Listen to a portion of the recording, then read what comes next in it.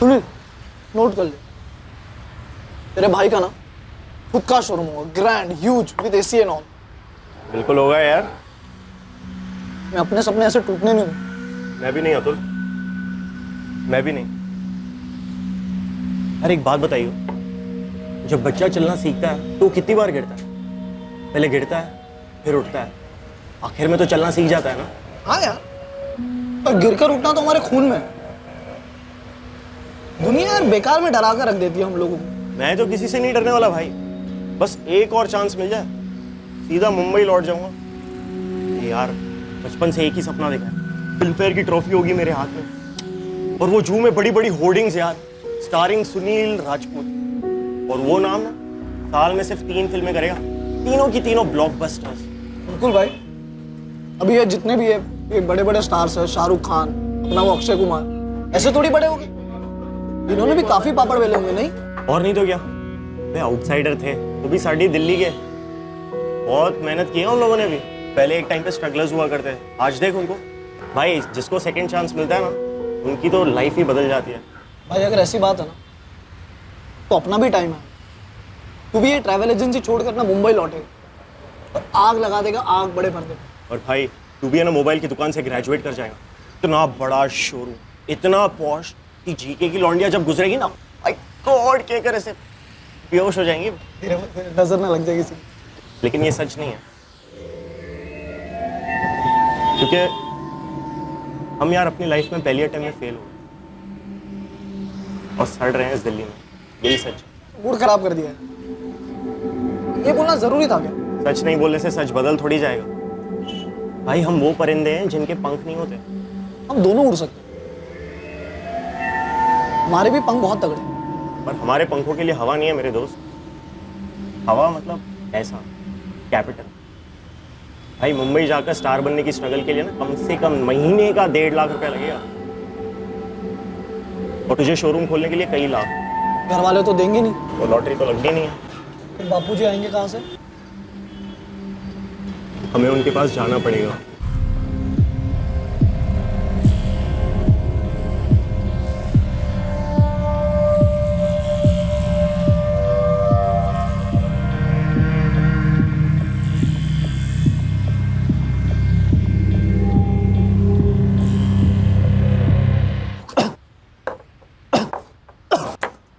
मामला है क्या?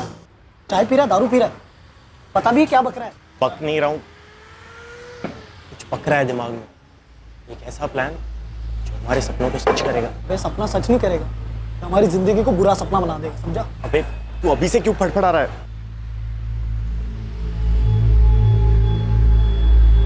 75 लाख, आज 75 लाख की हो रही है, आधे तेरे आधे मेरे। मैं मुंबई जाकर एसी में स्ट्रगल करूंगा और तू अपने शोरूम की डाउन पेमेंट कर सकता है कैश में।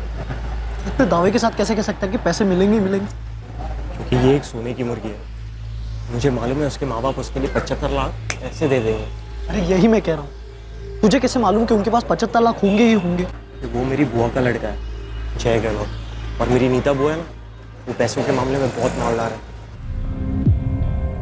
फूफा मुकेश जी के दिल्ली में 5 शोरूम्स है साड़ियों के, रोज का गल्ला लाखों में होता है भाई। कभी कोठी देखे ना उनकी तो चक्कर आएंगे तेरे को। जय जय, चलो बेटा, मैंने खाना निकाल दिया है। अरे 5 minute mama, please please. 5 second भी नहीं, गेम स्टॉप करो और नीचे आ जाओ, वरना मैं वाईफाई का पासवर्ड चेंज कर दूंगी। हाँ अरे मम्मी, मुझे पता है कि आप वाईफाई का पासवर्ड नहीं चेंज करोगे। चलो जल्दी आ जाओ। इकलौता है, बहुत लाड करते हैं उसे। नहीं यार, अबे इसमें बहुत रिस्क है यार, अगर पकड़े गए ना तो रुकना। कोई रिस्क नहीं है, क्यों टेंशन ले रहा है फालतू का? अबे हम जय को किडनैप करेंगे, उसे पता भी नहीं चलेगा। तो फटाफट फूफा जी को कॉल करेंगे और मैं किडनैपर वाली जुबान बोलूं। तुझे तो पता है ना मैं किस तरीके का एक्टर हूँ, 1 टेक ओके कर दूंगा। कब करना है? सुनील और अतुल अपने सपनों को जुर्म की हवा देने निकल पड़े थे। 2 साल पहले सुनील अपने घर से फिल्म नगरी मुंबई के लिए निकला था, देश के लाखों युवकों की तरह। फिल्मी सितारा बनने का सपना था उसका। फिर इन 2 सालों में ऐसा क्या हो गया था जिसकी वजह से सुनील एक संगीन जुर्म करने पर उतर आया और अपने एक दोस्त अतुल को भी उसमें भागीदार बना लिया। यहाँ जिंदगी की बात चल रही है तो मजाक कर रहा है। चुपचाप घर के बिजनेस में हाथ बटा, जैसे अमन कर रहा है। अमन को आपके बिजनेस में इंटरेस्ट है, इसीलिए वो आपको ज्वाइन कर रहा है। मुझे एक्टिंग करनी है। फिर से वही पागलों वाली बात। अरे एक्टिंग कोई हलवा पूरी है क्या? पता है ना, इतने आसानी से काम नहीं मिलता एक्टिंग का। और इंटीरियर डिजाइनिंग करना आसान है, लेकिन आप कर रहे हैं ना अच्छी तरीके से। ये एक प्रॉपर प्रोफेशन है, मैंने इसकी ट्रेनिंग ली है, सालों की मेहनत है इसके पीछे। तो मुझे भी मेहनत करने दीजिए ना, मैं भी सक्सेसफुल हो जाऊंगा आपकी तरह। देखिए जी, मुझे लगता है कि बच्चे को इतना शौक है तो उसे एक बार कोशिश कर लेने दीजिए ना। क्या कोशिश करने दें? पता है ये क्या कह रहा है? मुंबई जाने की बात कर रहा है, फिल्म लाइन में। हाँ हाँ, इसने मुझे सब समझा दिया है। और आप भी तो कभी बरेली से दिल्ली आए थे ना, तब आपके सामने कोई लाइन भी नहीं थी। दिन में कॉलेज और रात में नाइट शिफ्ट करते थे आप। तब की बात अलग थी बीना। पर मेहनत तो वही थी ना, एम्बिशन तो वही था ना पापा। अरे बेटा, मैं दिल्ली में 4 लोगों को जानता था यहाँ आने से पहले। उस समय अप्रेंटिस के मौके थे बहुत। और एक्टिंग का तो तुझे पता है, लक और गॉडफादर के सिवा कुछ नहीं होता। पापा, मुंबई की फिल्म और टेलीविजन इंडस्ट्री में 70% लोग मुंबई के बाहर से आते हैं, मेरे जैसे। और उन 70% में से 90% लोग 1 वे टिकट निकालते हैं और 3 महीने का खर्चा लेकर आते हैं और अपना करियर मेहनत से बनाते हैं। कोई गॉडफादर नहीं, कोई कॉन्टैक्ट्स नहीं। और लक, उसकी तो बात मत ही कीजिए प्लीज। और वैसे भी पापा, जब हम माँ की कोख से निकलकर दुनिया की गोद में आते हैं, हम किससे जानते हैं? खुद को भी नहीं। फिर हम सीखते हैं, धीरे धीरे हर चीज को सीखते हैं। ये मम्मी है मम्मी, ये पापा है पापा, अरे ये तो मेरा भाई है भाई। फिर हम एक दूसरे को पहचानने लगते हैं और सीखते सीखते बड़ा मजा आता है हमें। और लाइफ क्या है? सीखना तो है। और सीखते सीखते हम सबसे बड़ी चीज क्या सीखते हैं? खुद को जानना, खुद को पहचानना। पापा, मैं आपको दावे के साथ कह सकता हूं, भले ही मैं मुंबई की फिल्म इंडस्ट्री में किसी को नहीं जानता, लेकिन मैं जानता हूं कि मेरे अंदर का एक्टर क्या है, मेरे अंदर का स्टार क्या है। मैं अपनी एक्टिंग को जानता हूं पापा, यही मेरी जान है, यही मेरी पहचान है। बेटा, दिल से नहीं, दिमाग से सोच। Be practical. ऑफ कोर्स पापा, प्रैक्टिकली तो सोच रहा हूं। क्या बात कर रहे हैं आप? हाथ हिलाते थोड़ी मैं जू बीच की सैर करने जा रहा हूं। पापा, पूरी प्रैक्टिकल प्लानिंग कर चुका हूं मैं। Like costing, budgeting, everything is planned. आप बताइए ना, आपको जो पूछना है पूछिए। सुनील, ये सब करना जरूरी है क्या? हाँ पापा, जरूरी है। आपको पता है पापा, भगवान ने हर इंसान को तोहफे में एक टैलेंट दिया होता है। कोई इंसान ऐसे होता है जो तोहफे को जल्दी खोलता है, कोई इंसान ऐसा होता है जो तोहफे को काफ़ी देर से खोलता है। मगर अनफॉर्चुनेट वो होता है जो वो तोहफे को कभी नहीं खोल पाता। फिर लाइफ की आखिरी इनिंग्स में वो लोग सोचते हैं कि हमने इस हुनर के तोहफे को क्यों नहीं खोला, हमने इस हुनर को अपने लाइफ में क्यों नहीं खोला। क्या है जो मैं आगे ले जा रहा हूँ, क्या है जो मैं पीछे छोड़ जा रहा हूँ, उसे कुछ समझ में नहीं आता है। कुछ सवाल पूछने लगता है, मैं कौन हूँ, क्यों हूँ, क्या हूँ, मैं हूँ भी या नहीं। मेरे प्यारे पापा, बताइए ना, जब आप पहली बार इस इंडस्ट्री में आए थे, अपने पहले क्लाइंट को क्या आप जानते थे? नहीं ना। लेकिन जोत से जोत जलती गई, कामयाबी का कारवां बनता गया और बनता गया। जवाब दीजिए ना पापा, चुप क्यों है? सही कह रहा हूं ना मैं? इस बार दिल से बोलिएगा, जुबान से नहीं।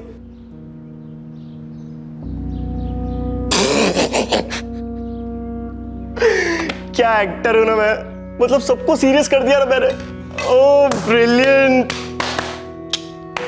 बस कर अपनी नौटंकी। जब मैंने अपना काम शुरू किया था तो एक भी क्लाइंट को नहीं जानता था, लेकिन मुझे अपनी ट्रेनिंग का कॉन्फिडेंस था, मुझे अपना काम पता था। तो आप क्या कहना चाहते हो?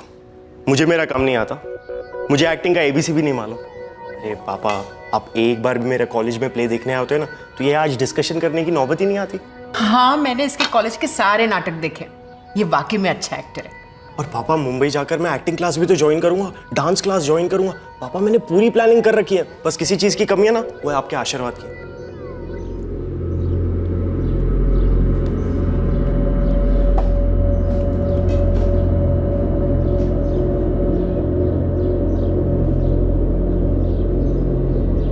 क्या कुछ बजट वगैरह बनाया था तूने? हाँ, वो बात तो कर रखी है मैंने, बाकी एग्जैक्ट इन्फॉर्मेशन मैं आपको कुछ समय में बता दूंगा। डिटेल्स आ जाए तो दे दियो। भाई, स्टार बनने के बाद भूल मत जाइयो। पागल हो गया है क्या? पता है, मैंने फिल्म फेयर स्पीच भी तैयार करके रखी है।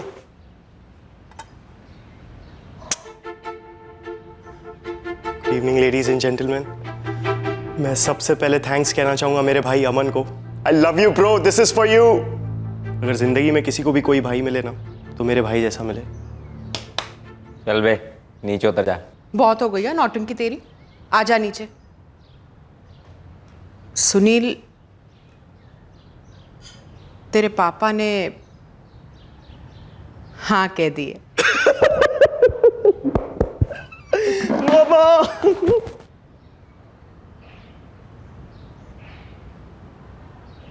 आनंद भाई, शनिवार तक रेडी हो जाएगा ना?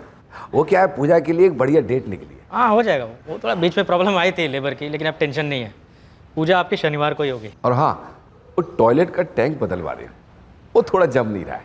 अरे अमन, वो व्हाइट वाला टैंक निकाल के ना पिंक वाला बिठा दे। अपने पास पड़ा है ना इटालियन मार्बल? ठीक है ठीक है। मैं चलता हूँ आनंद भाई। ठीक है ठीक है। अरे रबर का पैकिंग डाल। हाँ उसके बाद डाल ग्लास। पापा मैं क्या सोच रहा था, 4 आदमी और बढ़ा दूं, दिन कम है हमारे पास काम कंप्लीट करने के लिए। देख ले, 4 से ना हो तो 5 भी ले ले, लेकिन बंदे अच्छे लाइयो, उस्मान से लाइयो। ठीक है ठीक है।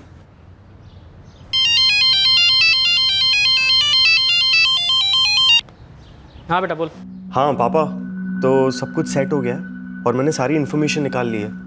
तो ये प्रोग्रेस की एकेडमी एक एक्टिंग स्कूल है, like which is considered as one of the finest in Mumbai. पापा मैंने उसका ऑनलाइन फॉर्म भी भर दिया है। और ये जो रियल एस्टेट एजेंट्स है ना लोखंड वाला और वर्सोवा एरिया के बीच में, उन्हें मैंने कह दिया कि मुझे कॉस्टिंग एवरीथिंग ईमेल कर दो। हाँ, फ्लैट्स के बारे में। अच्छा, ये तेरी एक्टिंग क्लास की फीस कितनी है? 1.5 लाख पापा। क्या 1.5 लाख? अरे ऐसा क्या सिखा देंगे 1.5 लाख की एक्टिंग? आई नो पापा, इट्स लिटिल एक्सपेंसिव, पर वहाँ के जो प्रिंसिपल है ना वो मंजीत कपूर है। मतलब बॉलीवुड के सारे बड़े बड़े स्टार्स ना उनके अंडर से ट्रेनिंग ले चुके हैं। अरे बजट तो मुझे संभालना है ना बेटा। अच्छा सुन, तेरे घर का किराया जिम शिम मिला के तकरीबन कितना बैठ जाएगा महीने का? पापा मुझे ये तो नहीं पता क्या फिगर बनेगी, बट मैं आपको गारंटी के साथ बोल सकता हूँ अगले 6 महीने बाद ना हमारे लिए फिगर बहुत छोटी होगी, ट्रस्ट मी। ठीक है, घर पहुँच के आराम से बात करते हैं। ठीक है भाई, एक बार मुंबई पहुंच जाऊं उसके बाद तो स्टार ही बन जाऊंगा मैं। देख लियो, new Bollywood star is born.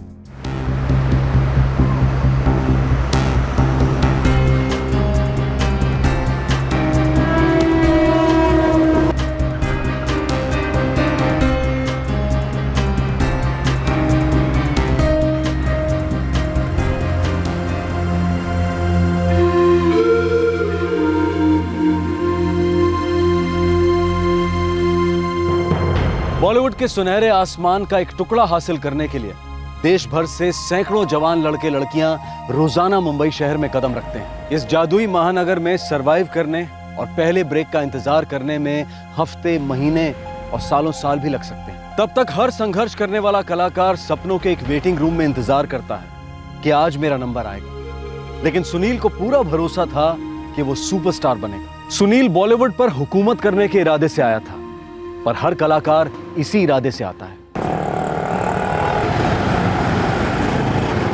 देखिए, बड़े पर्दे पर और टीवी स्क्रीन पर कैरेक्टर क्या बोलता है और कैसे बोलता है, ये स्क्रिप्ट राइटर और डायरेक्टर तय करते हैं।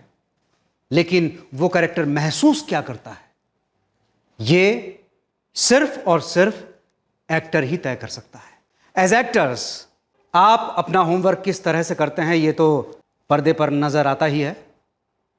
एज एक्टर्स ये आपका फर्ज है, सिंगल पॉइंट प्रोग्राम। उस कैरेक्टर को अपनी पर्सनैलिटी में पिरो दो, घोंट दो, उसकी दुनिया में बसो, उसकी जिंदगी जियो, उसके ख्याल सोचो।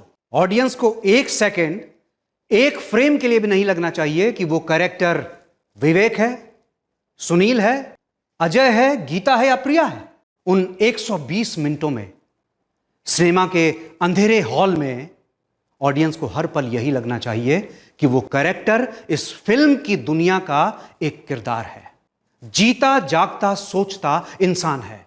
और ऐसे कैरेक्टर को तैयार करने के लिए एज ट्रेन्ड एक्टर्स आपके पास कई औजार मौजूद हैं, costume, makeup and dialogues. And breathe इन,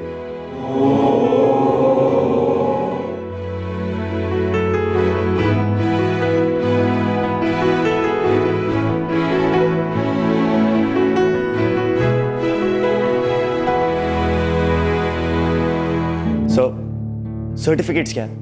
कागज के टुकड़े। मैं आपके सामने खड़ा हूं, आप पूछिए ना आपको जो सवाल पूछने मुझसे। लेकिन एक बात मैं आपको दावे के साथ कह सकता हूं सर, कि आपकी कंपनी को मुझ जैसा एम्प्लॉय कभी नहीं मिलेगा। अगर सुनील सुनील सुनील, नॉट बैड, लेकिन तुम अभी भी 90s के एक्टिंग स्टाइल में फंसे हुए हो। मैंने तुम्हें जानबूझकर ये फिल्मी डायलॉग दिए थे ताकि तुम नई अप्रोच के साथ उसको प्ले कर सको, कैजुअली अंडर प्ले करो। ये सुनील नहीं है, कैरेक्टर है। उस कैरेक्टर की अपनी मजबूरियां हैं। सिर्फ लाइंस मत बोलो, जो चेहरे के एक्सप्रेशन है ना उनको कंट्रोल करो, इंटरनलाइज करो। Sure. Once again from the top.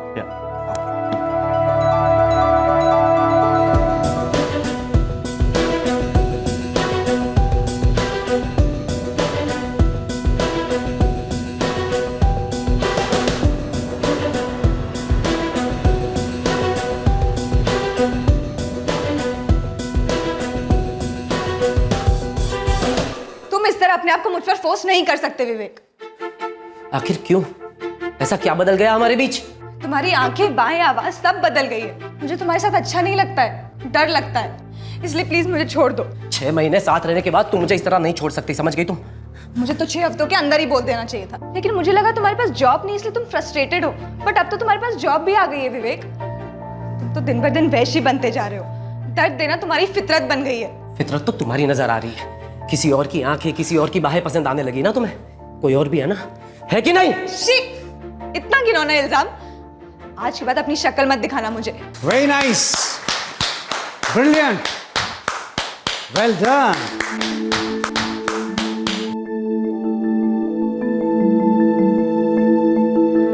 हे यार, तुम तो विवेक को एकदम खाई गई।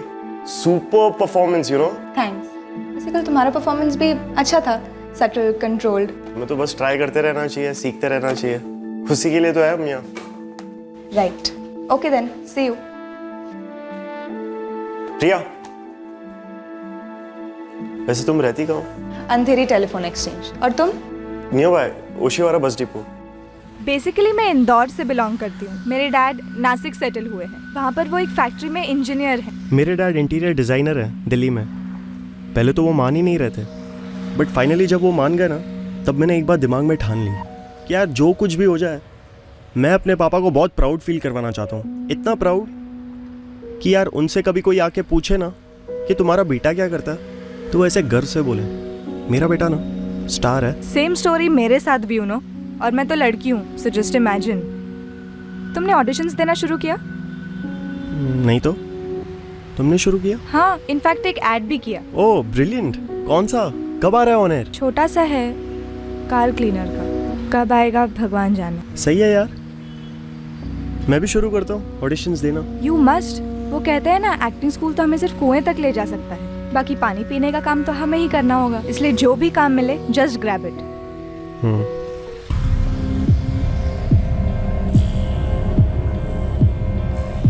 यार जय की क्लास कब छूटेगी? 1:30। भाई 1:05 हुए, पूरे 25 मिनट है। क्या करेंगे 25 मिनट? देख, फिर से एक बार प्लान बता दो।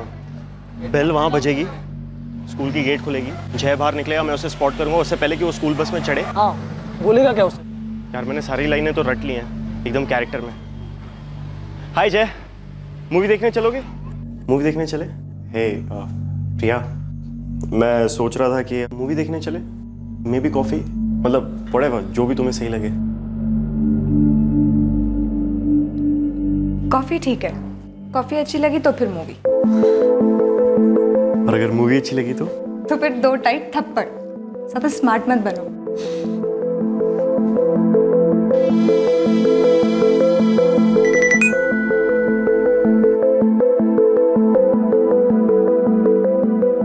प्रिया, सीधे पॉइंट पर आता हूँ। आई लव यू, और इसे मेरा प्रपोजल भी समझ लो। रिप्लाई के लिए वेट कर रहा हूँ।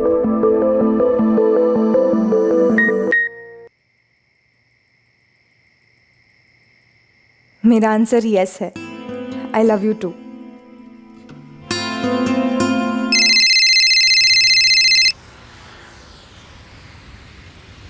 हाँ प्रिया। कहाँ हो सुनील? मैं ऑफिस में नहीं हूँ, पर कुछ काम से बिजी हूँ। 2 दिन से तुम आए नहीं हो, कॉल नहीं, मैसेज नहीं। हाँ, वो शेड्यूल काफी टाइट चल रहा है ना, इसीलिए। बाय द वे, एक गुड न्यूज़ है, हम लोग कल मुंबई लौट रहे हैं। क्या? हाँ, हमने जो बीच में छोड़ा था ना, उसे रीस्टार्ट करना है। Are you serious? मैं एक्टिंग के बारे में कभी मजाक करता हूँ क्या प्रिया? लेकिन फंडिंग कैसे होगी सुनील? तुम फंडिंग की टेंशन मत लो, हम 1-2 साल के लिए अच्छी तरीके से संभाल लेंगे खुद को मुंबई में। कैसे किया तुमने, बताओ ना। थोड़ी देर में जब मिलूंगा तब सब बताऊंगा, ठीक है? ऑल सॉर्टेड ब्रो, प्रिया रेडी है ना? किसके लिए? वो अपने प्लान के लिए। और किसके लिए? अभी तक मैंने उसे कुछ नहीं बताया। मुझे लगा हम उसको उसके घर पे रख रहे हैं। उसके घर पे नहीं रखेंगे तो किसके घर पे रखेंगे? अरे उसके यहाँ पर ही रखेंगे, उसकी टेंशन मत ले, मैं बाकी सब संभालूंगा।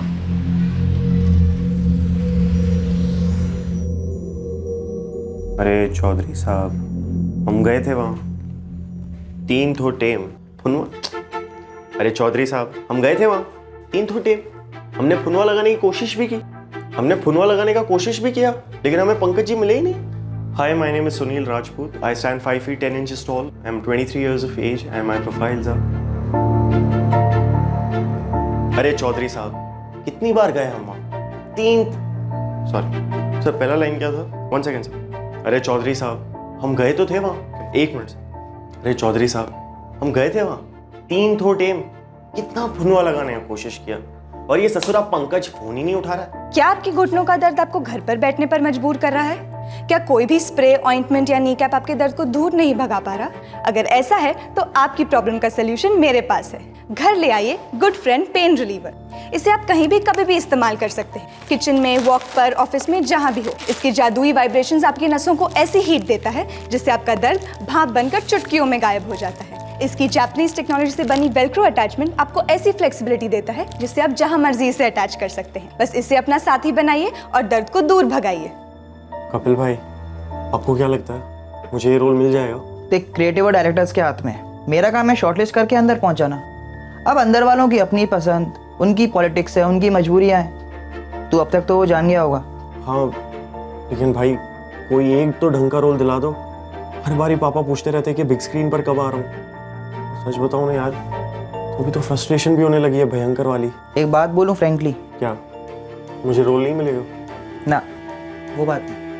देख सुनील, असिस्टेंट डायरेक्टर्स पहले शॉर्टलिस्ट बनाते हैं बिना ऑडिशन के, सिर्फ और सिर्फ फोटोग्राफ्स देखकर। आई एम सॉरी टू से, तेरा पोर्टफोलियो बहुत डाउन मार्केट है यार। हाँ तो भाई पहले बता देना चाहिए था ना, मैं नया पोर्टफोलियो बना लेता हूँ। हाँ बनवा ले, मेरी जान पहचान में एक फोटोग्राफर है, मस्त पोर्टफोलियो बना देगा तेरा।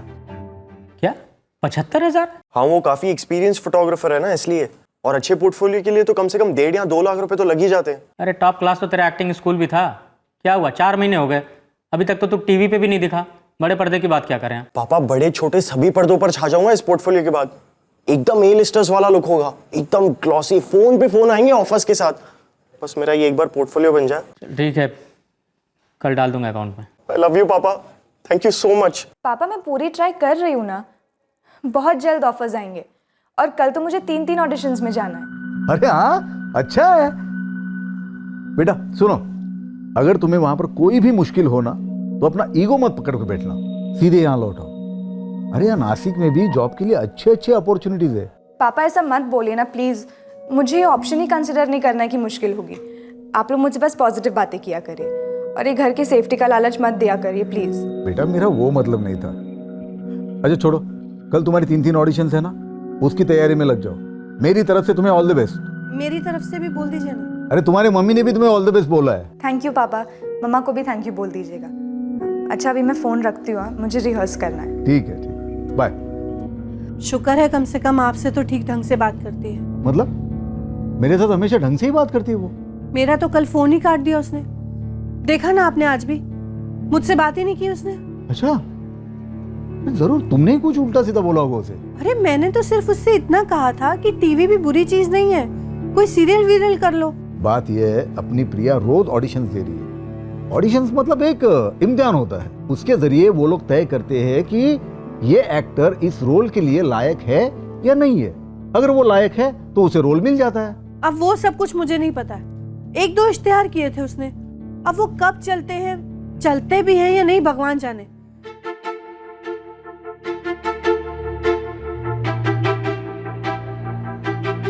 सुनील, दिस इज सुपर्ब यार। I mean lighting, expressions, costumes सब बहुत सही है। Super hot, I must say. है ना? इसी से अटैक करूंगा इंडस्ट्री को। I'm gonna kill it. You are gonna kill it, dude. देखना मेरी भविष्यवाणी सच होगी कि बालक तुम्हें अवश्य लीड रोल्स मिलने वाले हैं। सही में, बस यार तेरी बात सच हो जाए। बड़ी दिक्कत हो रही है मॉम डैड अमन को समझाने में, ये स्ट्रगल भी क्या चीज़ है। सेम स्टोरी यार, मतलब मम्मी समझती ही नहीं है, इतने सवाल करती है पूछो मत। पापा लकीली थोड़े सेंसिबल है, बट वो भी कब तक सेंसिबल रहेंगे। पर मेन प्रॉब्लम तो ये है ना कि इंडस्ट्री के बाहर वालों को कौन समझाए कि एक रोल के पीछे कितने सारे लोगों का इन्वॉल्वमेंट होता है। एग्जैक्टली। अच्छा, वो पदकमल एंटरटेनमेंट का डेली सोप शुरू होने वाला था ना, you are almost done as a second lead. यार उसकी तो बात ही मत करो, मतलब दुखी कर दिया उन लोगों ने। मुझे आज फ़ोन करते हैं, बोलते हैं कि तुम फाइनल हो गए हो, कल ऑफिस आ जाना कॉन्ट्रैक्ट साइन करने के लिए। मैं खुश, फिर अचानक से रात को कॉल आता है, बोलते हैं कि channel is having second thoughts, तो the thing is channel wants a known face. अब मैं क्या करूं? फॉरगेट इट, उनका नुकसान है ना, they are losing out on a star. अच्छा सुनो, कल चलोगे मेरे साथ? कहाँ? सिद्धि विनायक।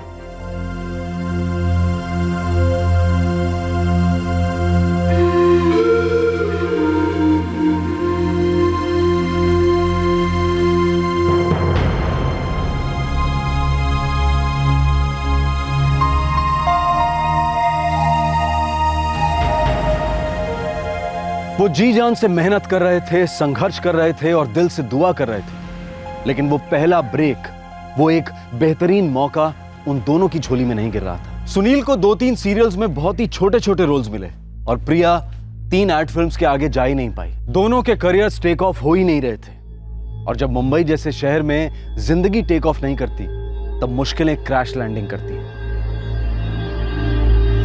पापा अगले महीने से पैसे नहीं भेजेंगे। बस बेटा बस, बहुत हो गया। अरे 1.5 साल हो गए तुझे मुंबई गए, लाखों रुपए खर्च हो गए तेरे पीछे। क्या हुआ? अपना ये एक्टिंग का भूत निकाल, चुपचाप दिल्ली वापस आ और कोई नया काम धंधा शुरू कर। अब 1 पैसा नहीं भेजने वाला मैं, तुझे समझा? यार रोज 6 ऑडिशंस दे रहा हूँ, कोई कॉल नहीं आ रहा, मतलब समझ में ही नहीं आ रहा है ना, करूँ तो क्या करूँ। वो जो प्रोडक्ट एड्स थे ना, वो भी बंद हो गए। मेरे भी हाथ में कोई काम नहीं है, पैसे भी लगभग खत्म हो गए। यार प्रिया, हमारे में वो बात नहीं है क्या? नहीं सुनील, जस्ट लक की कमी है, इसलिए वो एक दरवाजा नहीं खुल रहा है जो लाइफ बदल दे। यार मुझे तो खुले दरवाजे भी बंद होते हुए दिख रहे हैं, अगर एक दरवाजा खुला है तो वो भी घर का।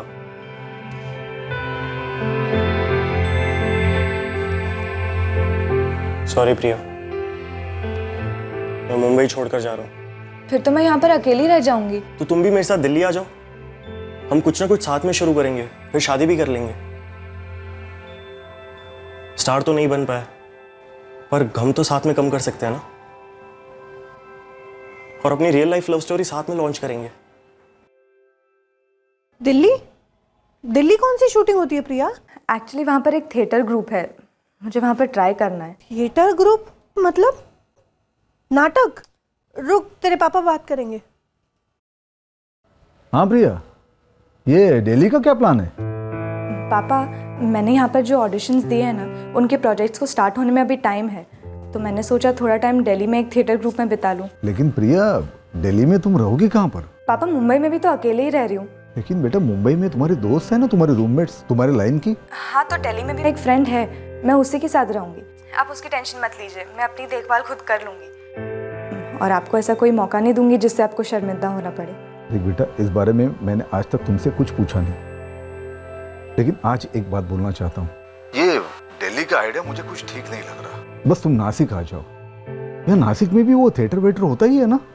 नहीं पापा, मुझे मेरा रास्ता अपने आप ढूंढना है, और वैसे भी अगर मैं नासिक लौट आऊंगी ना तो एक सांस भी नहीं ले पाऊंगी, थिएटर तो दूर की बात है। हर एक सेकंड फेलियर होने का एहसास होगा। बेटा, घर लौटना मतलब फेलियर होना नहीं है, जिंदगी सबको चांस देती है।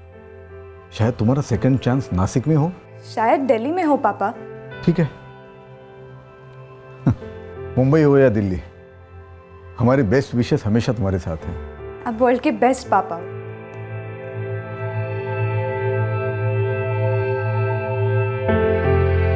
सपनों के परिंदे हवा के बावजूद भी उड़ नहीं पाए। अपनी अपनी निराशा और दुख को पैक कर सुनील और प्रिया दिल्ली के लिए निकल पड़े। लेकिन वो जिसे बॉलीवुड का फिल्मी खुमार कहते हैं ना, वो कभी किसी को कहीं और सेटल होने ही नहीं देता। कुछ ही दिनों में सुनील को लगने लगा कि दिल्ली आकर उसने और प्रिया ने अपने सपनों के साथ समझौता कर लिया है।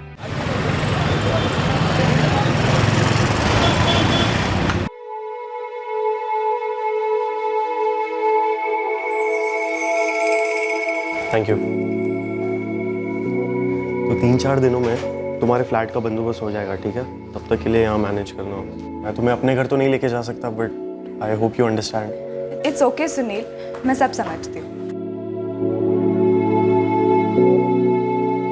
I'll take it. सुबह का भोला जब शाम को घर लौटे तो उसे अपनी भूल हमेशा याद रखनी चाहिए। चलो अच्छा है तुम हमारे धंधे में आ रहे हो तो एक बात सीख लो, घर बनता है आर्किटेक्ट के हिसाब से, लेकिन इंटीरियर डिज़ाइनिंग होती है घर के हिसाब से, है ना? तो एज एन इंटीरियर डिज़ाइनर हमें इस बात को अच्छी तरह समझ लेना चाहिए, किसी भी त्रिकोण में चौथा कोण बनाने की कोशिश नहीं करनी चाहिए। आप कह रहे हैं कि अगर मैं त्रिकोण हूँ तो एक्टिंग चौथा कोण है और हम दोनों एक दूसरे के लिए नहीं बने। लेकिन पापा मैं इंटीरियर की लाइन नहीं ज्वाइन करना चाहता हूँ। तो क्या करोगे? मैं सोच रहा था कि अगर आप हेल्प करेंगे तो मैं खुद से कुछ शुरू करना चाहता हूँ। मुझे भी लगता है कि कोई और लाइन होनी चाहिए। दोनों भाई इंटीरियर के प्रोफेशन में मुझे ठीक नहीं लगता। तो फिर से कोई नया धंधा शुरू करोगे? ट्रैवल एजेंसी शुरू करने की सोच रहा हूँ। टिकटिंग, पैकेज टूर्स, काफ़ी अच्छी इनकम हो जाती है उसमें। मतलब फिर से एक नई लाइन? मुझे क्यों देख रहे हैं आप? अब ट्रैवल लाइन ठीक ही तो है ना। पापा इस बार मैं जो भी करूँगा ना बहुत सोच समझ के करूँगा। जो भी करूँगा दिल्ली में ही करूँगा, यहीं एकदम छोटे लेवल से शुरू करूँगा। बस आपकी हेल्प की ज़रूरत होगी, आप हेल्प करोगे ना? अगर ट्रैवल एजेंसी खोलनी है उसे तो ठीक है, मदद करूंगा उसकी। मेरा इतना ही डर है जी कि अगर दोबारा से बात नहीं बनी तो बहुत गहरा सदमा पहुंचेगा सुनील को। जब आदमी कोशिश करना बंद कर देता है तब नाकामयाबी की शुरुआत होती है।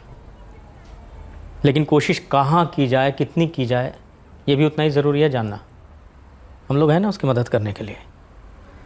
बाकी उस पर डिपेंड करता है कितना इंटरेस्ट दिखाता है, लेकिन इससे भी ज़्यादा ज़रूरी है कि एक्टिंग का भूत उतरे उसके सर से। समझ रही हो? यार विमल, कितने महीनों के लिए फ्लैट चाहिए ये मैं अभी नहीं बता सकता, पर 1 हफ्ते के अंदर चाहिए। काफ़ी अर्जेंट है। देख यार सुनील, कॉलेज की दोस्ती है अपनी, अब तुझे ना तो नहीं कह सकता, लेकिन जो मेरा फ्लैट है ना यार, वो पिछले 1 साल से बंद पड़ा है। तो उसकी चिंता मत कर यार, फ्लैट खुलवा कर मैं साफ सफाई करवा लूँगा। यार ये गर्लफ्रेंड का मामला है, मुंबई से आई है। समझ रहा हूँ यार, पर तू तो जानता है ना पापा को, वो क्या बोलेंगे? वो बोलेंगे कि किसी दोस्त को मत दो, किसी किराया देने वाले को दे दो। तो किराया दूंगा ना मैं। अरे तू टेंशन क्यों ले रहा है? तू बता कितना किराया होगा? आ जाओ, वेलकम।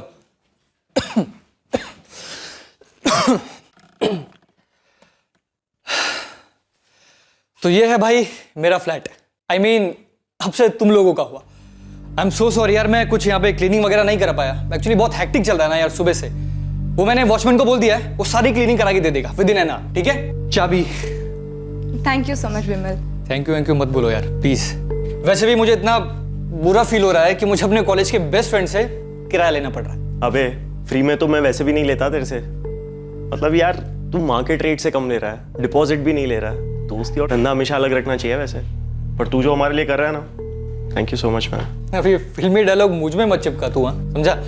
अरे हाँ, मेरी अतुल से बात हुई थी यार, वो कह रहा था कि तू लौट आया है। तेरी बात हुई उससे? नहीं यार, बट कॉल करने वाला हूँ मैं आज उसे। मैं अब निकलता हूँ और तुम लोग आराम से सेटल हो जाओ, और कुछ भी चीज की जरूरत पड़ेगी ना तो मुझे जरूर बोलना। चल मेरी जान, बाय बाय मैन। बाय।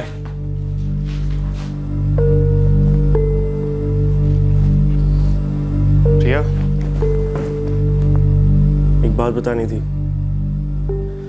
मैं ट्रैवल एजेंसी खोल रहा हूँ, पापा हेल्प कर रहे हैं। बस एक बार ये बिजनेस शुरू हो जाए, फिर मैं हम दोनों का अच्छी तरीके से ख्याल रखूँगा। दैट्स ग्रेट न्यूज़ सुनील, और मैं तुम्हें तुम्हारे काम में हेल्प करूँगी। मुझे अकाउंट्स वगैरह अच्छे आते हैं। आर यू श्योर तुम मेरे साथ काम करोगी? सुनील, हमने लाइफ साथ बिताने का डिसीजन लिया है, तो काम क्यों नहीं? सोचा हम लोग एक मूवी कर रहे हैं जिसमें हम दोनों ट्रैवल एजेंट्स का कैरेक्टर निभा रहे हैं, लीड रोल्स। तुम अभी भी बहुत सैड हो ना? प्रॉब्लम पता है क्या है प्रिया? तुम्हें याद है हमेशा मंजीत सर क्या कहते थे कि मतलब कैरेक्टर की दुनिया को महसूस करो, उसकी तरह सोचो, उस कैरेक्टर को अपने आप के अंदर डाल दो। जब तक तुम वो कैरेक्टर बन नहीं जाते तुम उसे निभा ही नहीं पाओगे। इसी बात का तो डर है।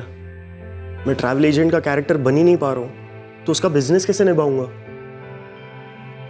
मेरे अंदर का मैं और मेरे अंदर का एक्टर दोनों एक बन चुके हैं और रियल लाइफ में भी मैं अपने अंदर के एक्टर के कैरेक्टर को प्ले करना चाहता हूँ और ना कि सिर्फ एक्टर को बल्कि एक स्टार को। शायद एक दिन हम दोनों को ये किरदार निभाने का मौका मिल जाए, हम दोनों को अपने सपने जीने का सेकंड चांस मिल जाए।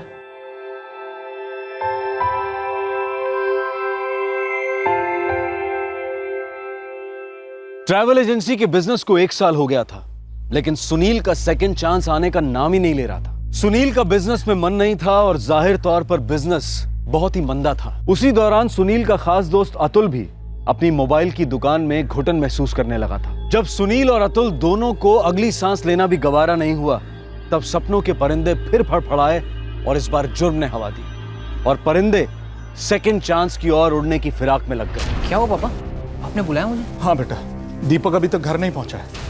अरे 3:30 हो चुके हैं। अरे वही तो, ये लड़का पता नहीं कहाँ रह गया।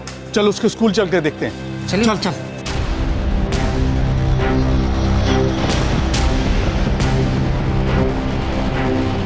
पता नहीं दीपक कहाँ होगा। हो सकता है उसकी एक्स्ट्रा क्लास हो। कोई एक्स्ट्रा क्लास नहीं था उसका आज।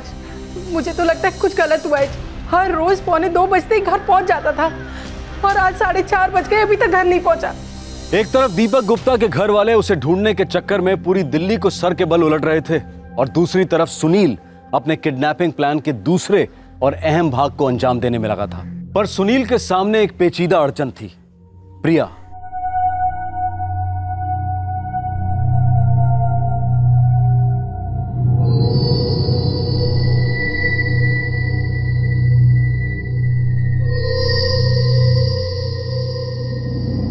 सुनील, ये सब क्या हो रहा है? मुझे कुछ समझ नहीं आ रहा है। तुम्हारा इरादा क्या है? हाँ, इरादा हमारी आज़ादी है। जरिया दीपक के पापा। दीपक के बदले हम 75 लाख मांगेंगे। दीपक के बदले में? तुमने इस बच्चे को किडनैप किया है। जब तक वापस पैसे नहीं मिल जाते वो हमारे साथ ही रहेगा। सुनील भैया दरवाजा खोलो ना। ओह शिट, तो यहाँ से घर जाने इससे पहले कि बवाल मचा हमें कुछ करना पड़ेगा। अतुल रुको, मैं तुम्हें नहीं करने दूंगी। आवाज नीची, आवाज नीची। आप कौन हो और बाहर वो दीदी चिल्ला क्यों नहीं है? सुनील भैया को बुलाइए ना। सुनील भैया! बच्चे को कुछ नहीं होगा, बस पैसे लेंगे और वापस मुंबई चले जाएंगे। एक बार फिर हमें स्ट्रगल करने का मौका मिलेगा। बहुत ईमानदारी से स्ट्रगल करेंगे, अपने सपने सच करेंगे। किसी का बाप हमें नहीं रोक सकता, हमारा खुद का भी नहीं। हो गया भाई, लड़का अगले 6 घंटे के लिए बेहोश रहेगा। सही है। सुनील, मैं इसमें शामिल नहीं होने वाली। ये गलत है और मुझे अपनी लाइफ ऐसे नहीं बनानी है। This is the crime. नहीं बनानी है मतलब क्या होता है? हाँ, ये किडनैपिंग ऑलरेडी हो चुकी है। अब आगे की गेम हमारे साथ सिर्फ खेलते जाओ। बिल्कुल नहीं। क्या कर रही हो ये? हाँ, क्या कर रही हो? समझ में नहीं आ रहा। तुम्हें पता है ना मेरे लिए सबसे ज्यादा इंपॉर्टेंट क्या है? शायद तुमसे भी ज्यादा, शायद सबसे ज्यादा मेरा यही एक मौका है मुंबई वापस जाकर एक स्टार बनने का। पर तुम उसके बीच में आई और मेरे प्लान को बिगाड़ने की कोशिश की ना, तो ना चाहते हुए भी मुझे तुम्हें इस प्लान में घसीटना पड़ेगा। समझी तुम? और ना चाहते हुए भी तुम इस प्लान की भागीदार बन चुकी हो। तुम्हें हो क्या गया है Sunil? You are talking like a criminal. सच्ची? पता है प्रिया, मैं ना क्रिमिनल का कैरेक्टर घोल के पी चुका हूँ। और एक अच्छा एक्टर तो वही होता है ना जो अपने कैरेक्टर को अच्छी तरीके से निभाता है। देखना, इस कैरेक्टर की वजह से मैं एक बहुत बड़ा स्टार बन जाऊंगा बहुत जल्द। मैं तुम्हें अपने स्टारडम में इनवाइट कर रहा हूँ। तुम अगर नहीं आना चाहती हो तो मत आओ, लेकिन टांग मत अड़ाना। समझी तुम? टांग मत अड़ाना।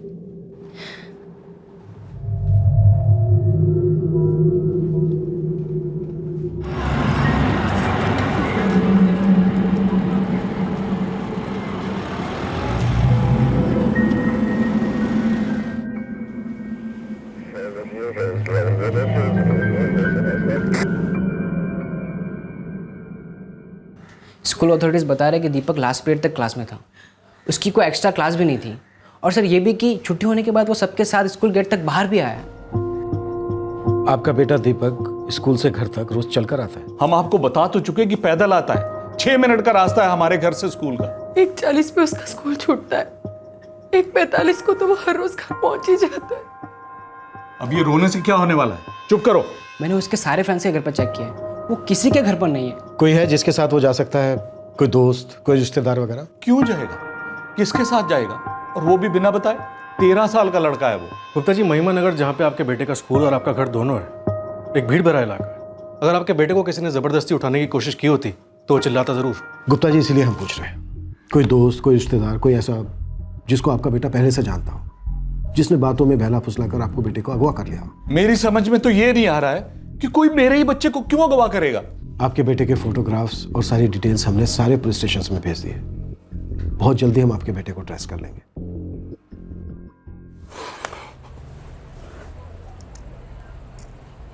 प्रिया, अरे भूखे रहने से आज तक किसी की प्रॉब्लम सॉल्व हुई है क्या? Just get out, okay? Get out तो हम दोनों होंगे, सीधे मुंबई। तब तक के लिए यहाँ से कोई नहीं जा रहा, ना मैं और ना ही तुम। ये प्लेट इधर रखिए, प्लीज खा लेना।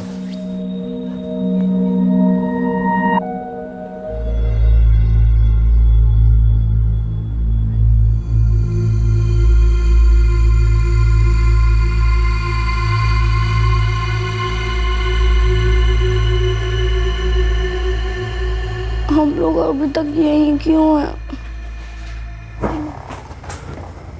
प्रिया पूरी रात सोई नहीं है, सोएगी भी नहीं, ध्यान रखना उसका।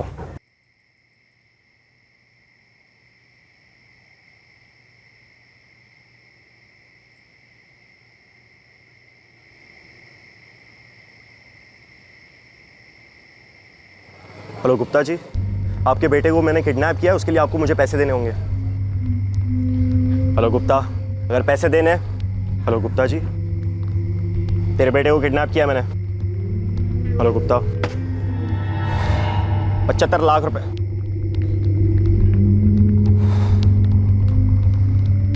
उस कैरेक्टर को अपनी पर्सनैलिटी में पिरो दो, घोंट दो, उसकी दुनिया में बसो, उसकी जिंदगी जियो, उसके ख्याल सोचो।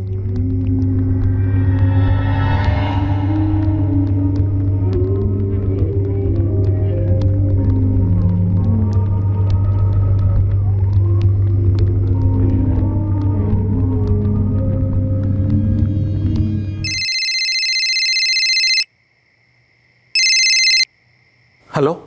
हेलो गुप्ता। हाँ, कौन बोल रहा है? बोलना तो तू चाहता है दीपक से। कहाँ है मेरा बच्चा?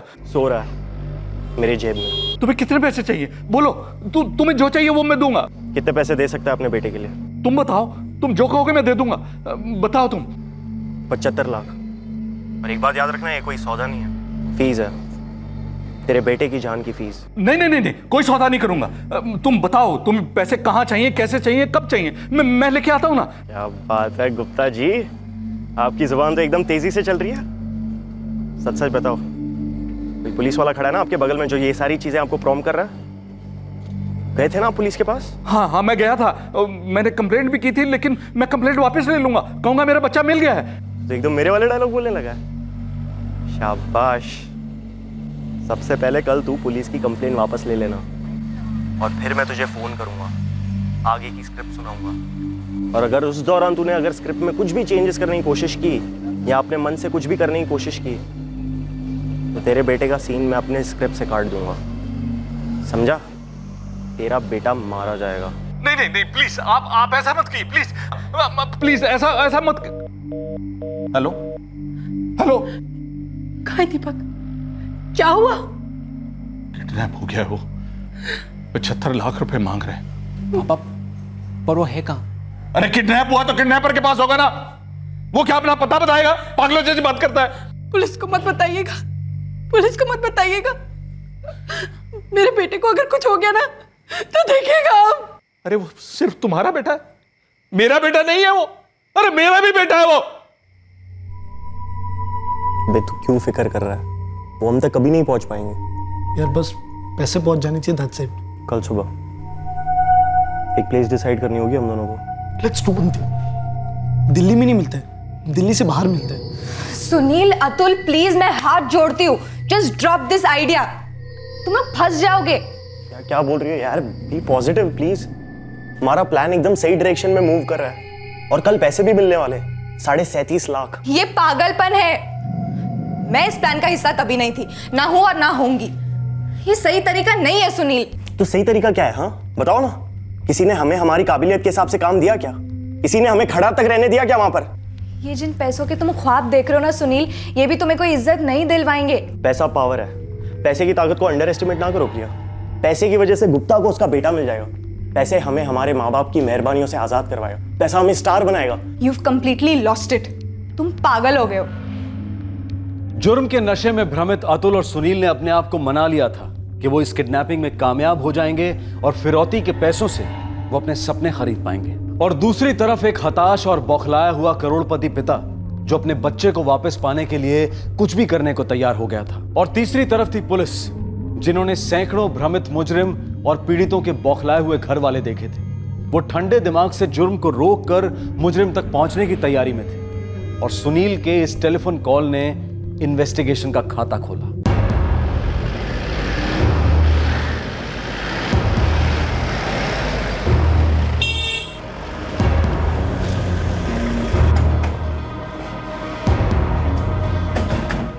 लेकिन आपको कैसे पता चला? हमें कैसे पता चला? हम आपका फोन टाइप कर रहे थे गुप्ता जी। मेरी मर्जी के बिना? आपकी मर्जी के बिना तो आपका बेटा भी किडनैप हुआ है। मुझे मेरा बेटा सही सलामत चाहिए। पैसे मेरे लिए कोई मायने नहीं रखते हैं। लेकिन मेरे लिए मायने रखता है आपके बेटे को सही सलामत आप तक पहुंचाना और उन किडनैपर्स को उनकी सही जगह पर पहुंचाना। आप बात मानते क्यों नहीं? अगर आप हमारे बच्चे की भलाई चाहते हैं तो प्लीज प्लीज ये कंप्लेंट कैंसिल कर दीजिए। प्लीज जाइए यहां से।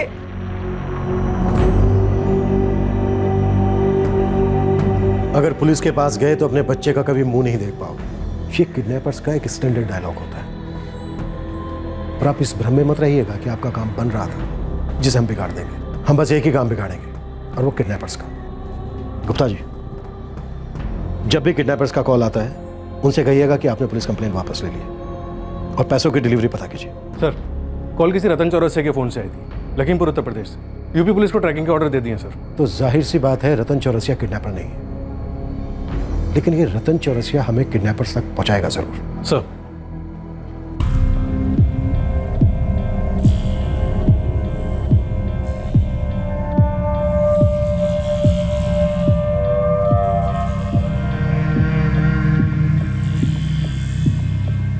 आपके बेटे दीपक ने उस वक्त शोर क्यों नहीं मचाया जब उसे किडनैप किया गया?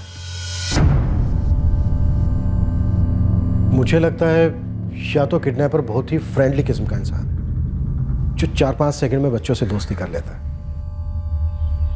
या फिर दीपक किडनैपर को पहले से जानता था। गुप्ता जी, वैसे आपके यहाँ कौन कौन काम करता है? जी हाँ, हमारे 2 लोग काम करते हैं। एक फरीदा है जो घर का काम करती है और एक ड्राइवर है मंगेश।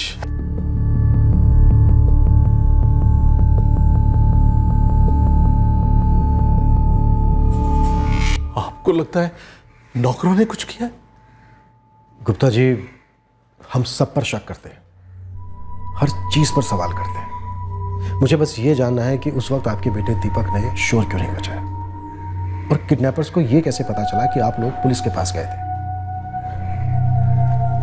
किडनैपर ने चांस लिया या फिर उसको किसी ने यहां से टिप दी? फरीदा हमारे यहाँ 4 साल से काम कर रही है और हमें उससे कोई शिकायत नहीं। मंगेश भी 6 साल से काम कर रहा है, उससे भी हमें कोई शिकायत नहीं है। गुप्ता जी, आपके यहाँ मिठाइयों की एक्सपायरी डेट होती है, लेकिन लालच, गुस्सा और जलन, इनकी कोई एक्सपायरी डेट नहीं होती।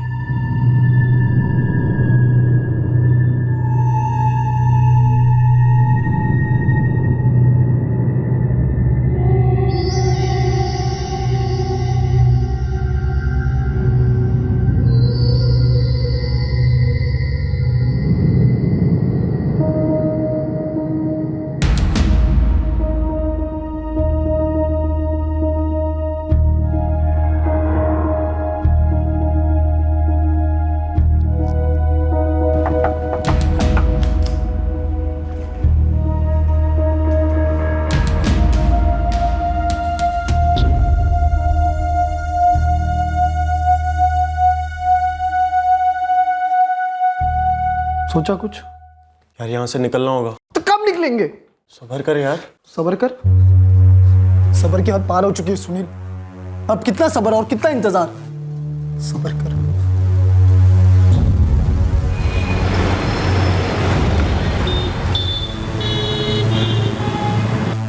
जी हाँ, ये तो हमारे पति का नंबर हुआ करता था। अभी कहाँ है तुम्हारे पति? और अभी भी वो यही नंबर यूज कर रहे हैं? जी, उनको गुजरे हुए 3 साल हो गए। और 3 साल से ये नंबर उनके नाम से रजिस्टर्ड है? जी, उनका फोन चोरी हो गया था। और आपने जरूरी नहीं समझा कि ये नंबर बंद करवा दिया जाए? वो अचानक चले गए थे। 1 साल तो सदमे में ही निकल गया। अच्छा, दिल्ली में कोई रिश्तेदार? जी नहीं, दिल्ली में कोई रिश्तेदार नहीं।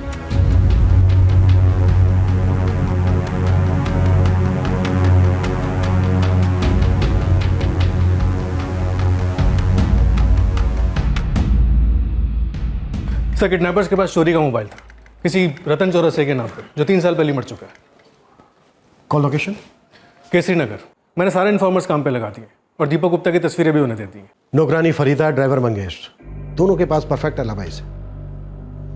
फरीदा छुट्टी पर गई थी अपने किसी रिश्तेदार की शादी में जिस दिन किडनैपिंग हुई, और मंगेश गुप्ता की दुकान पर था। वैसे दोनों के आदमी भी हो सकते हैं। द्विवेदी, दोनों के पीछे अपने आदमी लगा दो सर। और जल्दी। किडनैपर्स ने अभी तक फिरौती की डिलीवरी के लिए कॉल नहीं किया है। हाँ सर, अजीब है और चिंताजनक भी। ये किडनैपर्स कर क्या रहे हैं और चाहते क्या है?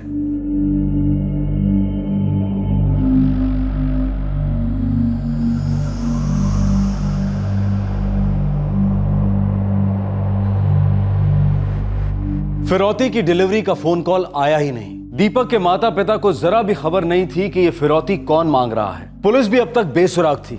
कोई भनक तक नहीं थी कि आखिर बीच बाजार में से दीपक गुप्ता को कैसे अगवा किया गया। तीसरी सुबह एक खबर आई, एक ऐसी खबर जिसने सबके रोंगटे खड़े कर दिए।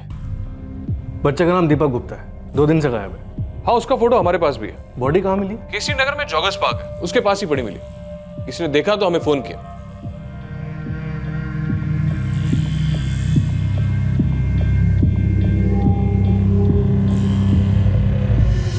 कब की बात है? आज सुबह की।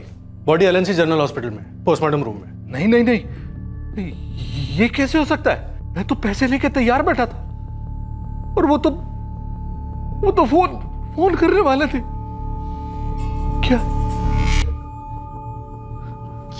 क्या बोले वो? क्या बोले? बोलिए ना, बोलिए ना, क्या बोले वो? आप बोलते क्यों नहीं? पापा, पुलिस ने क्या बोला? पापा बोलिए तो। मेरा दीपक कहाँ है?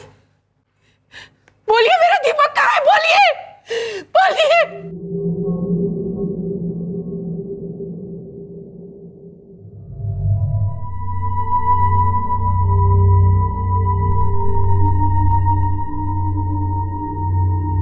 बहुत हो गया है, चल वापस चलते हैं। एकदम नॉर्मल, जैसे कुछ हुआ ही नहीं है। हाँ, जैसे कुछ हुआ ही नहीं। चल यार, मैं निकलता हूँ। ठीक है।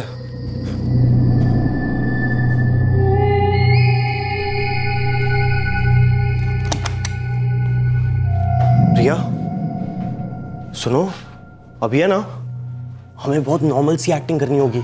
ओके? देखो, हमारे बीच अभी भी कुछ नहीं बदला, हम अब भी लवर्स हैं। कैरेक्टर में आओ प्रिया, अंदर से फील करो, महसूस करो, और पिछले 3 दिन में जो भी हुआ है ना, सब भूल जाओ। हमारे 2 साल के रिलेशनशिप को याद करो प्रिया, हमारा प्यार। जस्ट फील इट प्रिया। इस वक्त मैं सिर्फ नफरत फील कर रही हूँ एक मर्डरर के लिए, जिसके साथ मैं अपनी जिंदगी बिताने वाली थी। मर्डर नहीं प्रिया, एक्सीडेंट। एक्सीडेंट जैसे सीन में इम्प्रोवाइजेशन नहीं होता है, वैसे ही यहीं पर भी सीन में इम्प्रोवाइजेशन हुआ है। अब कैरेक्टर क्या करेगा? जो स्टोरी डिमांड करेगी वो कैरेक्टर को उस हिसाब से एडजस्ट तो करना पड़ेगा ना। इसमें गलती क्या है? तुम्हें ना एक नॉर्मल लड़की का रोल सिर्फ अपने लिए नहीं, मेरे और अतुल के लिए भी प्ले करना होगा। तुम्हारी एक्टिंग यहाँ पे बहुत ज्यादा इंपॉर्टेंट है। अगर तुमसे एक भी गलती हुई ना, फिर चाहे वो एक डायलॉग हो या एक छोटा सा एक्सप्रेशन, हम तीनों के तीनों पकड़े जाएंगे। और एक चीज याद रखना, सजा कभी बांट कर हिस्सों में नहीं मिलती, इसीलिए कैरेक्टर।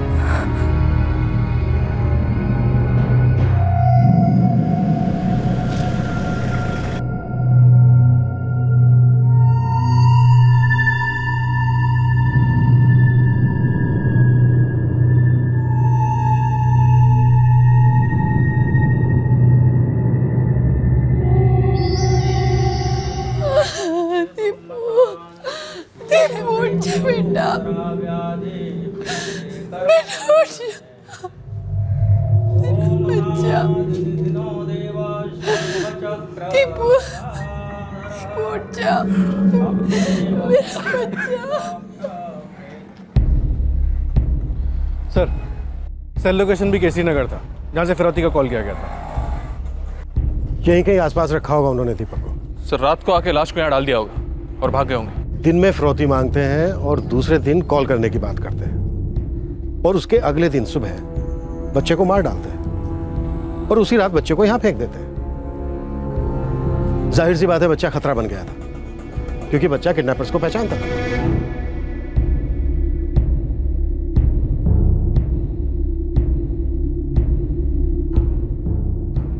द्विवेदी सर, 19-20 सितंबर की सारी सीसीटीवी फुटेज चेक करो।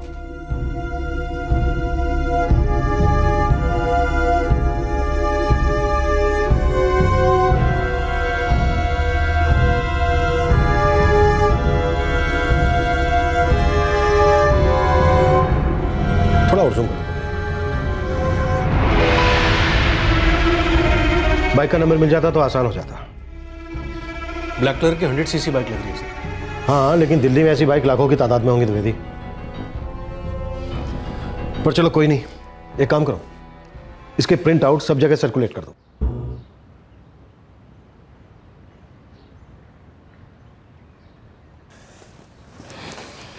कैसा चल रहा है बेटा तेरा कामकाज? ठीक है। ठीक नहीं चल रहा है। तेरे ट्रैवल एजेंसी की हालत बहुत खस्ता है। पाई पाई का हिसाब मालूम है मुझे।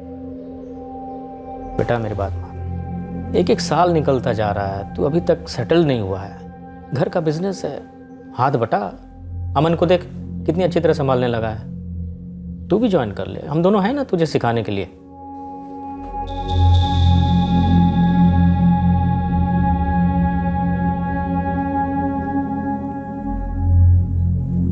लेने के देने पड़ गए यार।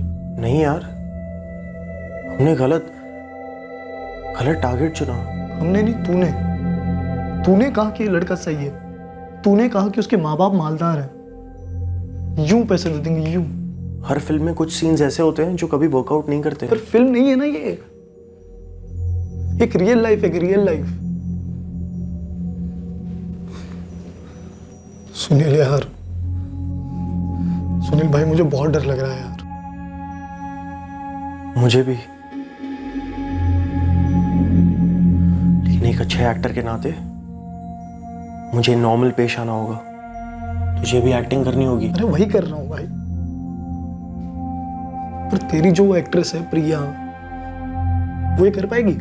यार वो तो एक अलग कैरेक्टर है, लेकिन है तो हमारे ही साथ ना, कर लेगी वो नॉर्मल वाली एक्टिंग। नहीं पापा, मैं बिल्कुल ठीक हूँ। देखो बेटा, तुम्हारी आवाज ही सब कुछ बता रही है। तुम दिल्ली में बिल्कुल खुश नहीं हो। बेटा गुस्सा मत होना, लेकिन मैं तुमसे कुछ पूछूं ही नहीं, ऐसा भी तो नहीं हो सकता ना।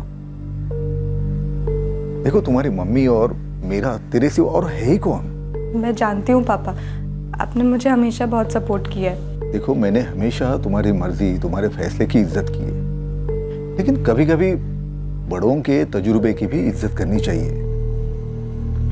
पापा मैं घर आना चाहती हूँ। तो आ जाओ ना, आज ही आ जाओ। अरे तुम्हें यहाँ आके जो काम करना है ना वो करो। आज रात की फ्लाइट की टिकट भेज दो। नहीं नहीं पापा, मैं आपको बता दूंगी, मुझे अभी और 2-4 दिन चाहिए। ठीक है बेटा, तुम अपना टाइम ले लो, लेकिन बेटा कभी ये मत सोचना कि घर लौटना मतलब फेल्योर है। अरे फेल्योर तो तब होता है जब हम कोशिश करना बंद करते हैं। तुम्हें तो यहाँ पर आके भरपूर कोशिश करनी है। जिंदगी एक नए सिरे से शुरू करनी है।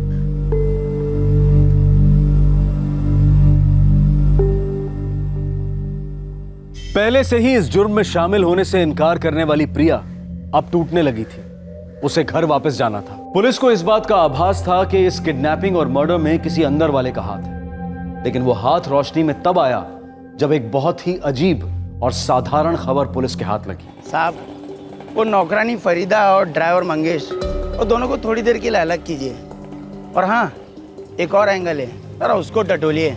कौन सा एंगल? ये जो ऋषिकेश गुप्ता है ना, इसने 3 महीने पहले अपने पूरे घर का काम करवाया था, इंटीरियर। तो सोचिए साहब, इतने बड़े घर में काम हो रहा है, कितने लोग शामिल हुए होंगे, कारीगर, कामगार, सुपरवाइजर, और इतने आलीशान घर में तो किसी की भी नीयत फिर सकती है। मैंने रेनोवेशन करवाई थी और उसका कॉन्ट्रैक्ट आनंद राजपूत को दिया था। मेरी सारी दुकानों का इंटीरियर आनंद राजपूत ही करता है। देखिए इंस्पेक्टर साहब, ऋषिकेश गुप्ता हमारे बड़े क्लाइंट ज़रूर हैं, लेकिन सबसे बड़े भी नहीं। उनसे भी कई गुना ज़्यादा बड़े क्लाइंट हैं जो रेगुलर अपना काम करवाते हैं, चाहे उनका ऑफिस हो, घर हो, शोरूम, और कभी किसी स्टाफ की शिकायत नहीं आई। और इसे हमारी अच्छी किस्मत कह लीजिए जो भी, लेकिन कभी किसी स्टाफ को बदलना भी नहीं पड़ा है। मतलब रेपुटेशन है, नाम है हमारा इस धंधे में। पर लोग तो बदलते हैं नारायण जी। लोगों की नियत, चरित्र कब, क्यों, कैसे बदला, कभी कभी पता ही नहीं चलता। तो आपको हमारे किसी स्टाफ पे शक है क्या? गुप्ता जी के घर पर जिन जिन लोगों ने काम किया है, मुझे सबकी डिटेल चाहिए।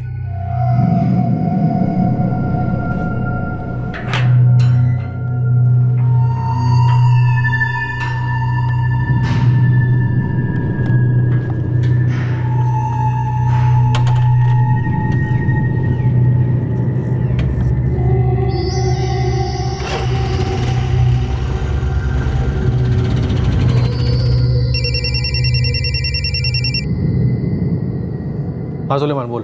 क्यों साहब, ये आनंद राजपूत के आदमियों का चिट्ठा खोल रहे हो क्या? क्यों, तेरे हाथ कुछ लगा क्या? कुछ नहीं, बहुत कुछ लगा है साहब। तो बोलता क्यों नहीं? तो सबसे पहले सारे कारीगर को थोड़ा साइड में निकालिए और आनंद राजपूत का लड़का है ना, सुनील राजपूत, उसको उठा लीजिए। कोई सबूत? ब्लैक 100cc की बाइक, केसरी नगर में आना जाना। उसकी गर्लफ्रेंड रहती है यहाँ पर किराए पर, और उस दिन जब बच्चे की मैयत में आया था साहब, उसकी शक्ल से ही चोर नजर आ रहा था। मैंने खुद देखा है, किसी से नजरें नहीं मिला रहा था वो। साहब 3 दिन से नजर रखा हूँ सुनील राजपूत पर। अम्मी कसम खा के बोलता हूँ लाइन छोड़ दूंगा अगर वो शामिल नहीं हुआ तो। उसके तो चेहरे पर ही खौफ नजर आता है। एक्टर बनने गया था, किडनैपर और किलर बन गया है।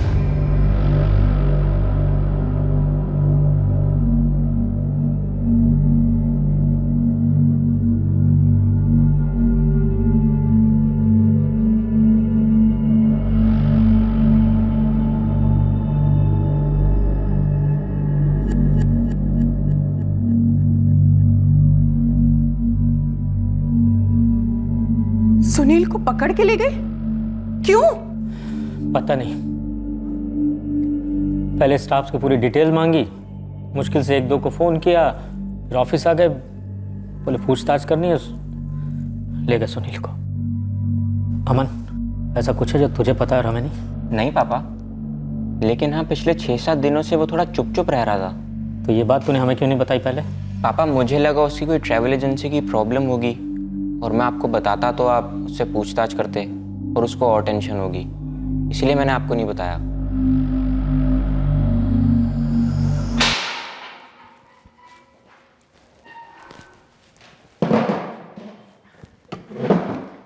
सर कुछ तो कहिए, आपको मुझसे क्या पूछना है? इतना परेशान मत हो सुनील, रूटीन जानकारी चाहिए बस। पानी पिएगा? चाय, बिस्किट? जी नहीं, आप बस जल्दी से पूछ लीजिए, आपको जो भी पूछना है। पूछना नहीं है, कुछ दिखाना है। ये देख, इन्होंने ऋषिकेश गुप्ता के बेटे दीपक गुप्ता का पहले किडनैप किया, फिर उसका मर्डर किया, और फिर उसकी लाश को केसी नगर में जोगर्स पार्क के पास फेंक दिया। अब ये जो बंदा है, देख, हमें ये जानना है ये बंदा कौन है। दूसरे बंदे का क्या मतलब? देखिए मुझे नहीं पता आप क्या कह रहे हैं। पता है सुनील, क्योंकि हमें 100% पता है ये जो आगे वाला बंदा है ये तू है। बस पीछे वाले को पहचानने में थोड़ी सी दिक्कत हो रही है। चल बोल। सर कैसी बातें कर रहे हैं आप? मतलब कुछ नहीं समझ में आ रहा है तो कुछ भी बोले जा रहे हैं सर। क्या बात कर रहे हैं सर? आपको सही में लगता है कि मैंने दीपक का मर्डर किया है? आपको क्या लगता है अब जो बोलेंगे मैं आपकी बात मान लूंगा? सर ये सारी चीज़ें ना आप किसी और के साथ कीजिए, और मुझे सही में नहीं पता था कि पुलिस स्टेशन में ऐसी भी बातें होती हैं। देख बेटा, पुलिस स्टेशन में क्या क्या हो सकता है ये जानने में, ये समझने में तेरी पूरी उम्र निकल जाएगी। अच्छा एक बात बता, एक एक्टर का जो चेहरा होता है वो बहुत कीमती होता है ना उसके लिए। आप मुझे धमका रहे हैं? मुझे पता है मेरा अधिकार, कानून की जानकारी है मुझे। Very good, super. पुलिस से सताया हुआ इंसान, एक नागरिक, नाराज नागरिक, उसकी बहुत अच्छी एक्टिंग की तूने। चल अब जल्दी से अपने असली कैरेक्टर में आ जा। एक क्रिमिनल का कैरेक्टर, एक खूनी का कैरेक्टर, और एक टेक में मुझे सब कुछ सच सच बता दे।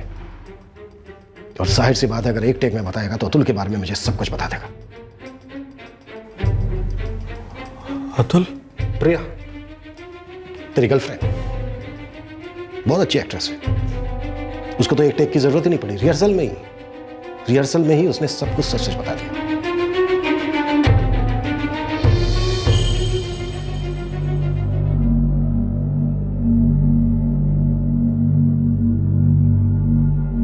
सर, मैंने तो सुनील के हाथ पैर तक जोड़े थे, लेकिन उसने मेरी बात नहीं सुनी। उसने मुझे धमकाकर फ्लैट में रखा हुआ था। देख, हमें यह तो पता है कि तूने और अतुल ने दीपक गुप्ता को अगवा क्यों किया, लेकिन हमें यह नहीं मालूम कि तुम दोनों ने उसका कत्ल क्यों किया। इस सवाल का जवाब चाहिए हमें। और यकीन मान, अगर तू हमें नहीं बताएगा तो हमें खुरेद कर निकालना पड़ेगा, और अगर हमने खुरेद कर निकाला बहुत दर्द होगा तुझे, ढेर सारा।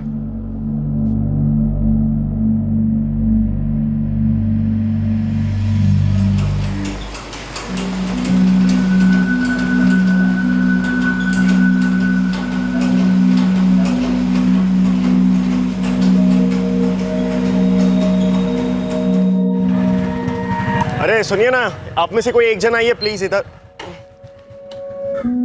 देखिए, संभाल के अंदर लेकर जाइएगा, टाइल्स है।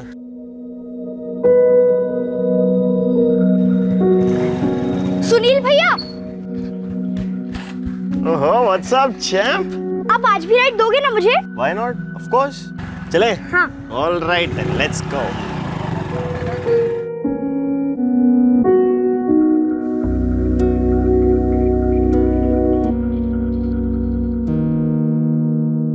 जब ऋषिकेश गुप्ता के घर पर काम चल रहा था, तब सुनील का वहां आना जाना लगा रहता था।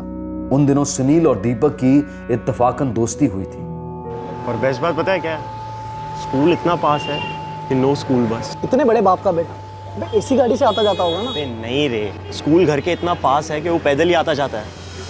एक हफ्ते तक नजर रखेंगे और सीधा उठा लेंगे। देख दोस्त, अपन तो चुपचाप ही ट्राई करेंगे, लेकिन तेरा दीपक गुप्ता चुपचाप क्यों नहीं बैठेगा? शोर क्यों नहीं मचाएगा? शोर इसलिए नहीं मचाएगा क्योंकि इस बार किडनैपर बिल्कुल कैरेक्टर में होगा। वो मेरे साथ आएगा क्योंकि हम दोनों एक दूसरे को अच्छी तरीके से जानते हैं।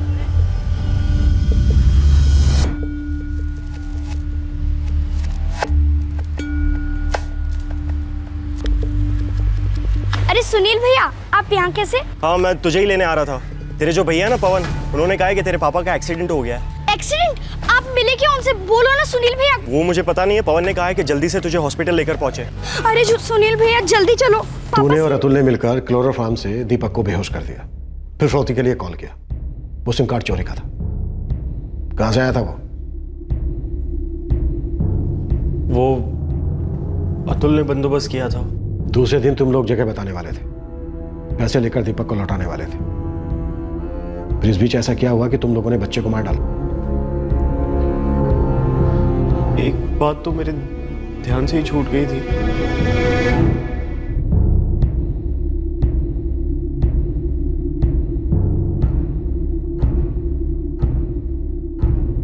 सुनील भैया, छोड़ दो मुझे, जाने दो। सुनील, अभी के अभी इसके पापा को फोन कर, लोकेशन बता, पैसे ले लो और इसको वापस लौटा दे भाई। तुम्हें लग गई यार,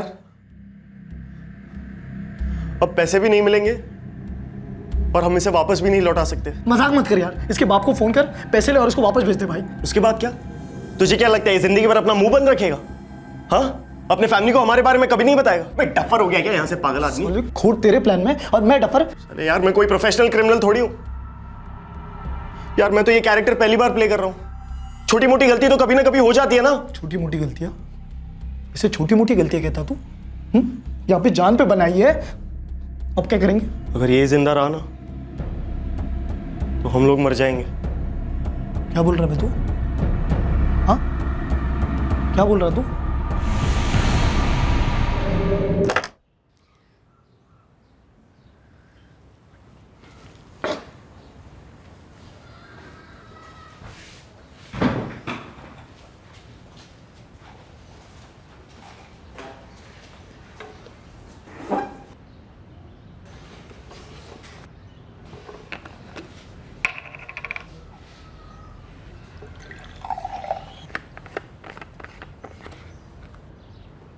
यार बहुत भूख लगी है, खाने के लिए अंडा ब्रेड लेकर आना।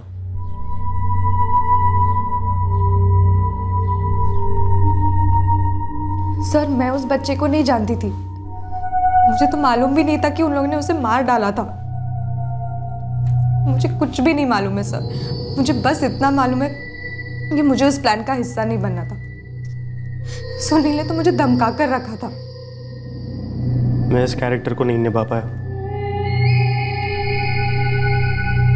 मेरी स्टोरी फ्लॉप हो गई। फिल्मों में चाहे जो, लेकिन असल जिंदगी में जुर्म का सहारा लेकर जो कैरेक्टर बनता है उसकी कहानी हमेशा सुपर डुपर फ्लॉप होती है। और पता है ऐसी फिल्म की एंडिंग कहां होती है? या तो जेल में या फिर फांसी के फंदे पर। अगर तुझमें एक कैरेक्टर निभाने की हिम्मत होती ना, इंसानियत का कैरेक्टर, जिसकी इंसानियत भूले हुए रास्ते को वापस ट्रैक पर लाती है, तो तू दीपक को मारने के बजाय सरेंडर कर सकता था। लेकिन नहीं, तेरे अंदर जो एक्टर है ना, वो बेहद कमजोर है सुनील, जो सही और गलत के फर्क को नहीं समझता, जो पर्दे और असल जिंदगी के फर्क को नहीं समझता।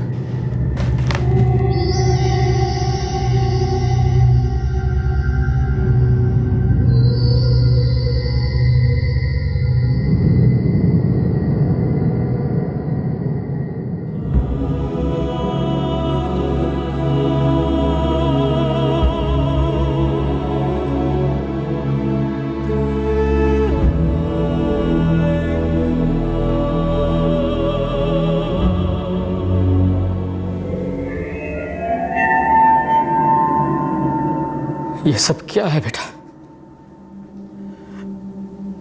एक बच्चे को मार दिया सुनील।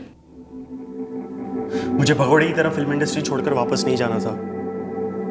मुझे चाहिए था सेकंड चांस, मेरे हक का सेकंड चांस। तो ऐसे लिया तूने सेकंड चांस? और किस तरह लेता? और क्या चाह रहा था मेरे पास? मुंबई वापस जाकर स्ट्रगल करना चाहता था। कौन देता मुझे पैसे? कौन सपोर्ट करता? आप।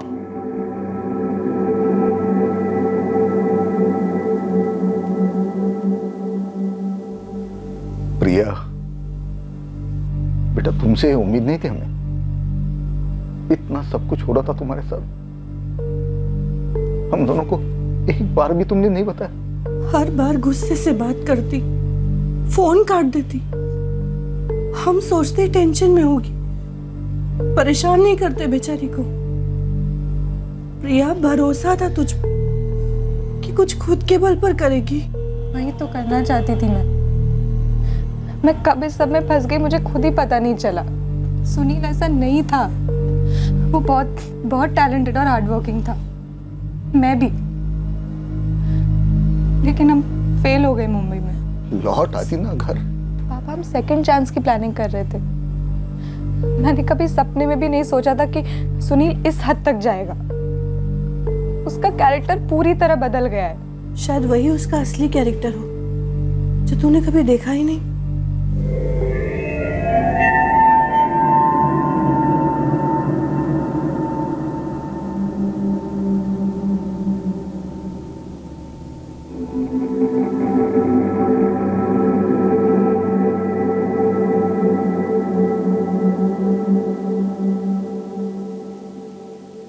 सुनील राजपूत और अतुल विश्वकर्मा को आईपीसी की धारा 302 के तहत हत्या के लिए, धारा 363 के तहत किडनैपिंग के लिए और धारा 364A फिरौती के लिए अपहरण के तहत बुक किया गया है। फिलहाल दोनों जुडिशियल कस्टडी में हैं। इस केस में प्रिया की भूमिका को पुलिस ने सुनील के स्टेटमेंट्स के साथ मैच किया और पुलिस इस नतीजे पर पहुंची कि प्रिया को इस केस का आई विटनेस बनाया जाए। एक नाकामयाब करियर को आगे बढ़ाने में इंसान कब तक संघर्ष करे?